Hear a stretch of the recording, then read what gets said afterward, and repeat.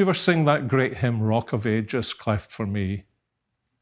Remember that very moving line in it? Not the labors of my hands can fulfill your law's demands. Then this line, could my tears forever flow, all for sin could not atone.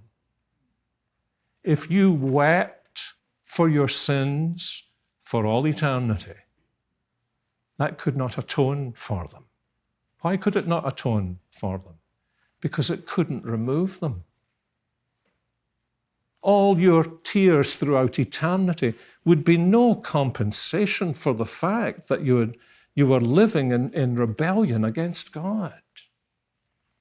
And so what he wants us to understand is the distortion of the original creation, and therefore the distortion of our own lives. And it's against that background that this restoration, this new creation in Christ, is such a glorious reality.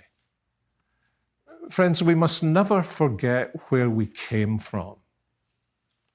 If we forget where we came from, we begin to take the grace of God very lightly. There is still enough of the old family atmosphere in us to end up congratulating ourselves because we were worthy of the grace of God. And of course, God would choose people like us. So we must never lose sight of the black cloth of the distortion of our lives through the fall. But by the same token, and for some of us, this is an even more important word, we must never lose sight of the glory of the new creation in Christ. And some of us fall off one side, some of us fall off the other.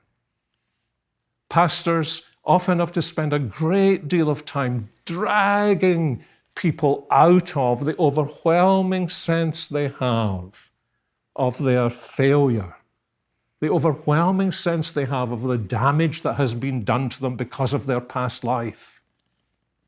I need to say to them again and again, but now you are in Christ. And by the same token, some of us take it for granted. And we need to be told, remember the pit from which you were dug, in order that you may catch a fresh sense of the privileges that are yours in your restoration in Jesus Christ. And the word he uses here is this. What does it mean to be united to Christ? It means that in Jesus Christ we are reconciled to God. In Jesus Christ we are reconciled to God.